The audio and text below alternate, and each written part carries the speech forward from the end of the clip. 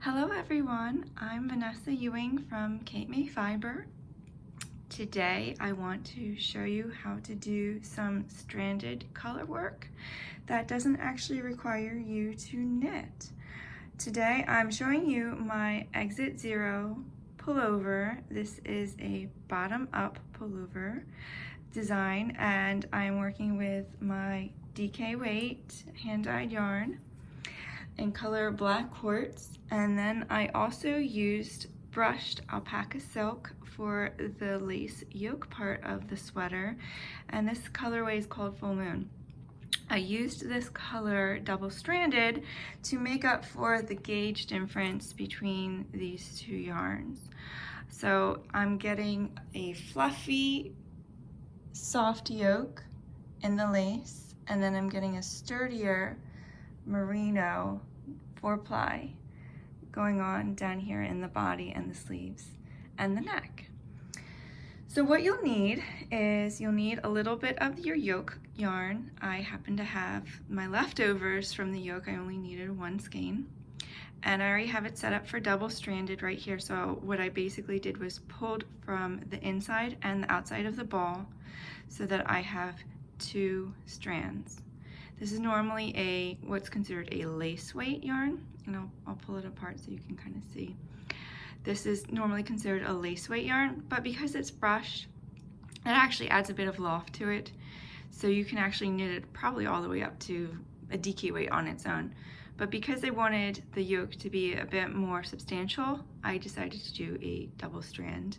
And you're going to be needing this for our color work, the double stranded. You're also going to need some scissors, and then you're also going to need what's called yarn needles or tapestry needles. I have 2 different kinds. I'll probably be working mostly with the blue so you can see what I'm actually doing. A nice blunt tapestry needle is desired just so you don't split your yarns as you're working this. So let me lower my little camera here, and we'll get to business.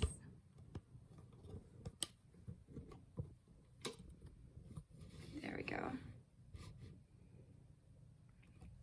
All right, so first thing you want to do is establish where we want to start on the sweater. I would not recommend starting, since this is the front, I would not recommend starting anywhere around here or up here. I am going to be starting right back here. This is the back part of my pullover.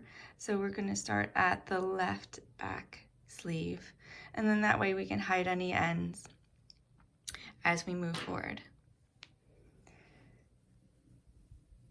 So what I'm going to be doing is actually stranding the yarn into the knit work that's already completed. So my sweater is complete, but I'm going to be working a little bit, let me see if I can get this closer actually.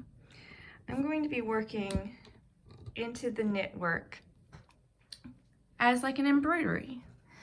So because of that, I don't want to accidentally go through more than one layer of knit, and I'm going to be putting my arm through this sleeve just to give me a nice area to work with. I can kind of flatten it out with my hand. So you can see I've got this all up on my arm here. This is my sleeve. So it's just going to help me. When I get to the body of the pullover, I will put my arm on the other side as well. And this is so I make sure I have a single layer of my knit fabric. If you don't do this, you might accidentally embroider the 2 parts of the sleeve together, and then you're gonna have a heck of a time trying to put it on. So either get some sort of board you can put in, or put your arm through just to give you a nice surface area to work with. So right here, this is where my sleeve and the body of my pullover were Kitchener stitched together. So I'm just gonna work right on up there, right here. Now this first row, And this is why I love this. I mean, if you don't like what it looks like, you can pull it right out and try again. You can practice on this. I've actually done this a couple times with this yarn, and I've not had any issue with anything looking weird or not looking right when I pulled it out and was practicing. So practice away and see what you like. I'm gonna come up with this little dot stitch design, like a you know, a horizontal line. It's going to be really cool. I really liked the way it looked last night, and I think that it's going to add a little bit of a finishing effect to this pullover design. I'm not sure if I let you know, but this design is called Exit Zero. All right, so moving on, I'm going to start right here, and I'm going to work my tapestry needle in the next row below. So this is my last row with the DK. I'm not going to work in that. I'm going to insert my tapestry needle into this row right here. See? So this is one whole stitch. This V is one whole stitch. So you want to make sure when you go in, you pick up both the V's. There we go. Of that one stitch. And you can't go wrong. Do this where, see, I'm working with a dark yarn. Do this where you have a lot of nice natural light. It will help you if you are working with a dark yarn like me. So before I go ahead and pull through, I'm going to load up my tapestry needle with several of these, and that's what's going to make this go really fast. So I am now in this one stitch, we know that. I am going to skip the next stitch, and you can see that right here, that the next V we're going to skip. So we're going to go in, skip this two pieces of yarn, aka a stitch, and go into the next one like this. So now I have something that looks like this, right?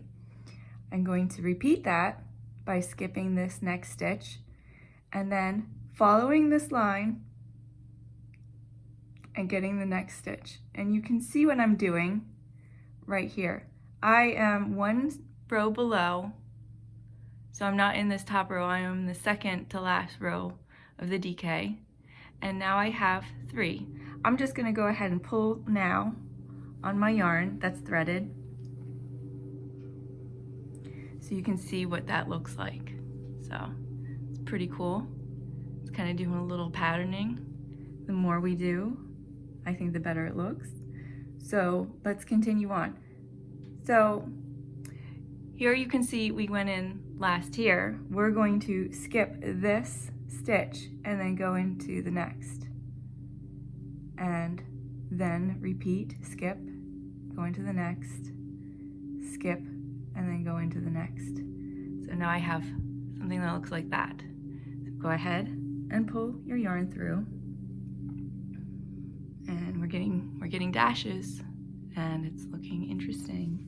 So I'm going to rotate my sleeve right now and repeat, and just continue to do that all the way around your sweater.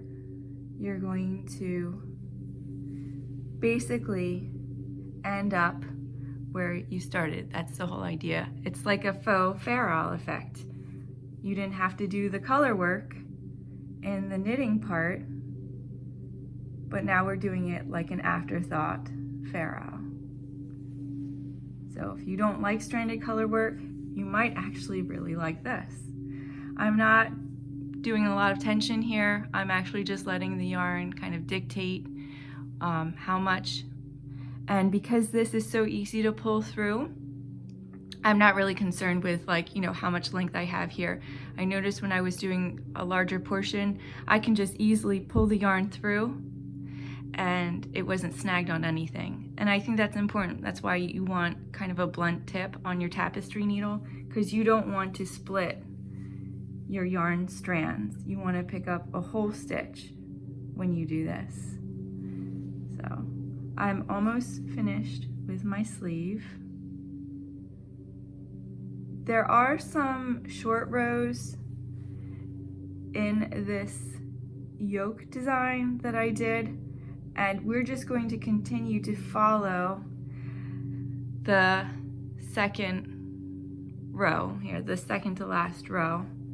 So don't let that trip you up if you happen to get to a short row. Like right here, you can kind of see that's where a short row was and I had a double stitch. Just continue to work that second row. And you know, if it doesn't look right, if you put your yarn needle in and you know, you do a couple more stitches and you look back and you're like, it just doesn't look right, just take it out. Easy. All right, sleeve is basically complete. I'm gonna do this last one here. So I'm gonna take my arm out, and this is what we have so far. All right, continuing with the body, we're gonna do the same thing. And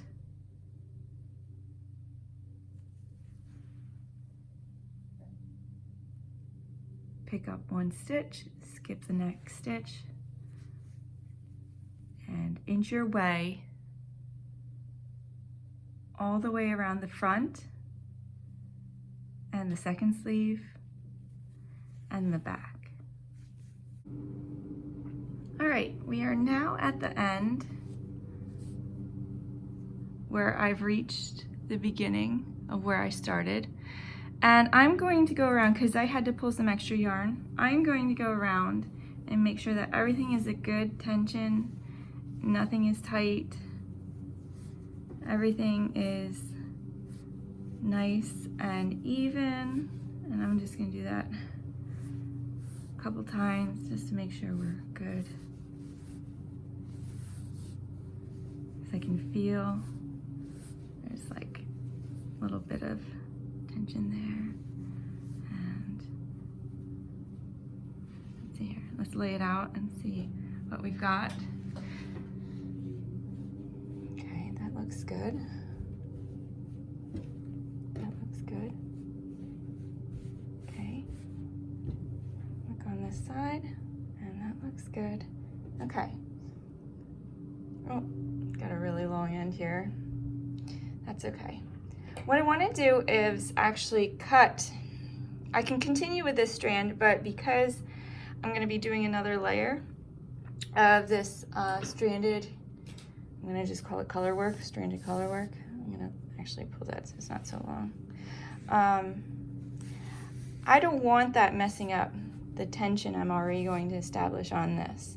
And I don't want to have to pull through that layer and then the next layer. That's too much. So once I have this nice and where I want it to be, I'm going to go ahead and cut. That's much better. I'm going to go ahead and cut this strand, and then we'll do the next row. Okay, that looks good. I think it's always better to be just a tiny bit looser than tighter. You can always play around later with it and tighten it up if you need to.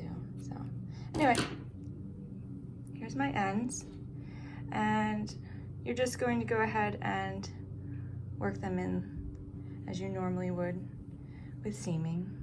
I'm just going to just pop that in so it's out of the way. Same with this one, so I don't get confused with what strands what.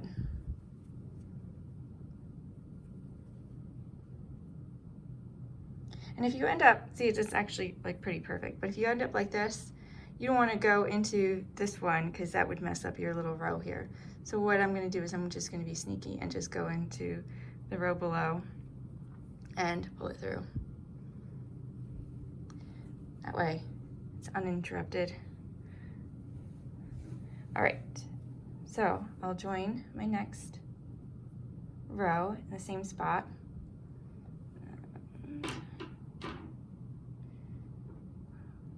All right, looks like we are ready to go. So for this row, I want to, I don't want to do every other stitch. I want to do every two, and so it's going to be a bigger line going on.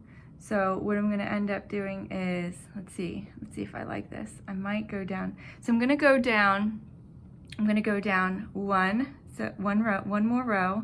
So I'm gonna skip this row right next to this and go down to the next. So you have, just for a visual here, this top row is skipped, this second row is worked, this third row is skipped, this fourth row is what we're going to work into, okay? So I'm going to go in, just like this is skipped up above, I'm going to skip this one too and insert my tapestry needle, pull out a good chunk of yarn, and I'm not going to go into this one right here, okay? I'm actually gonna skip that, and I'm gonna go into this one, and that's going to create a bigger dash, right, like that, right? That's what I want. Now it looks like a little smiley face, not on purpose, but, or not smiley face, he actually looks kind of annoyed. Okay, so same thing. I'm going to skip this one that I would have skipped from the previous row, and I'm actually going to go into this one, and that's going to create my bigger dash. Okay, so that's kind of what it looks like, and I'm going to do a couple stitches and see if I like it. If I don't like it, I'm going to take it out, but I think it's going to be cool, and I like the variations of size of dashes. So, all right, I'm going to continue doing that around.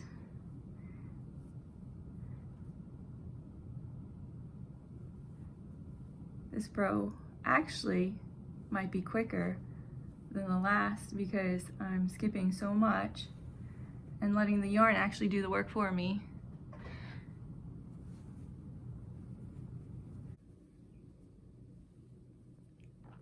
Okay, I'm at the end.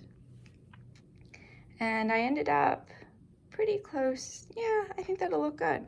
I'll put these two ends in, and I think that that'll look really nice. And that's one of the reasons why I wanted you to start somewhere like in the back, you know, back sleeve, somewhere that would be a little less conspicuous in case you had your patterning not 100% line up.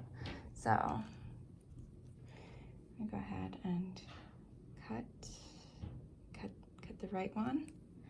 So, and then we're going to push these inside.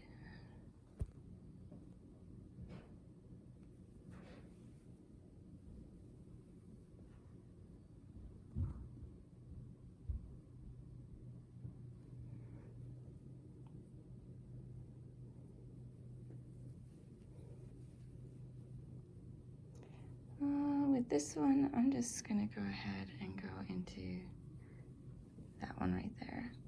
So, but see, I think it looks pretty good. All right, so this is what it looks like now with 2 rows.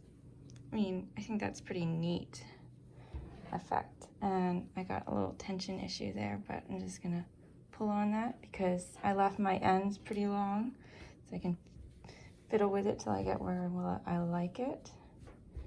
All right, let me see, the back looks good. Yeah, and so this is basically like the technique. And I'm thinking, you know, if you wanted to like, you know, do a whole nother row of these little ones, I probably will do that. I might just do it like maybe even in between where I had skipped right here. I'll just go in between and see what that looks like. And if I don't like it, just rip it out. I think I'll just do maybe 1 more row and have fun with it. So anyway, this is the technique. I guess you could call it Afterthought Ferrule in a way, even though it's not exactly stranded, or you can call it embroidery on sweater. I'm thinking that you could even do this along the cuff and it would just look really cool. In fact, I might just do that. Some people don't like to do color work on the bottom of a sweater because it brings a little tension if you have larger, wider hips. Sometimes you don't like to do that kind of color work. Maybe try this. Maybe you'll like this because there's like a lot of give going on here and you can make it as loose as you like, you know? So anyway, I hope you enjoyed that. That was so much fun for me to show you, and it's just like instant gratification. I wouldn't call it knitting, but instant gratification crafting. All right, thank you. Enjoy.